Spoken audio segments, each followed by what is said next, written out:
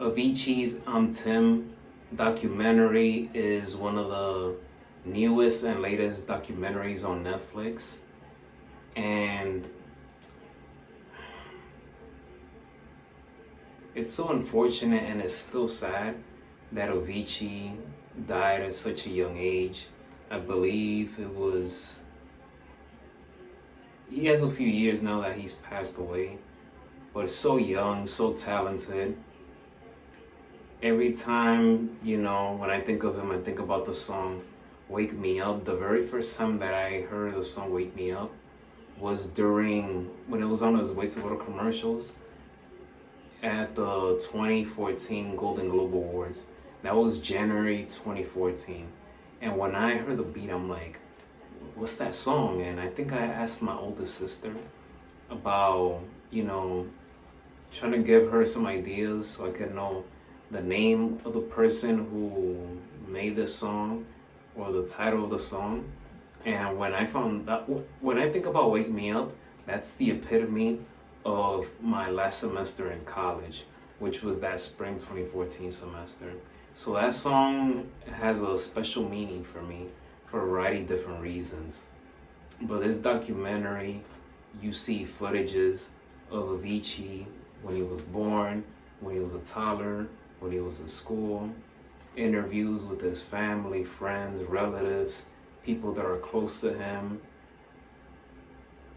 You can, and in this documentary as well said, Avicii's career would have not have reached, or I should say would have not taken off had it not been for Ash. Ash is a guy that wore multiple hats, a producer, an artist. He became his manager, basically his mentor in the music industry early on. So, but this documentary, you get to see the ins and outs of Avicii's life and career. And mental health is a serious thing, guys.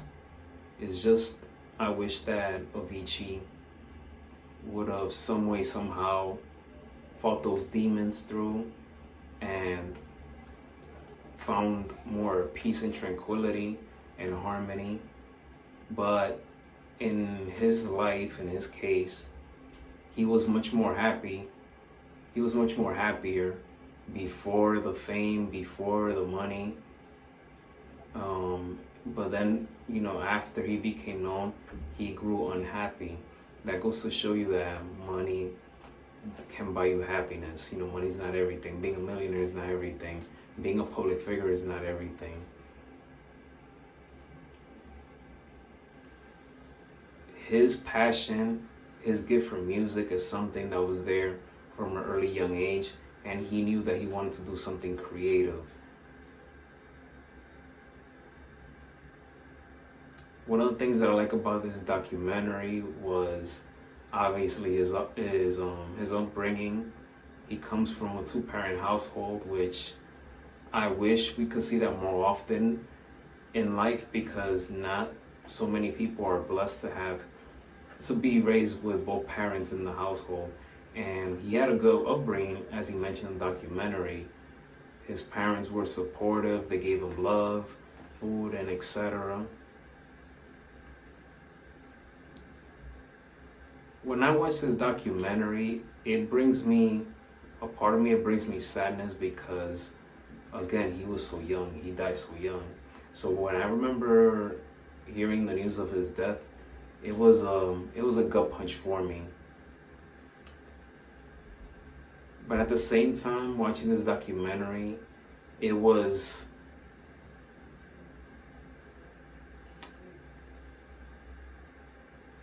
satisfying for me because of his parents, watching him, his journey of him reaching his goal, him doing what he loved.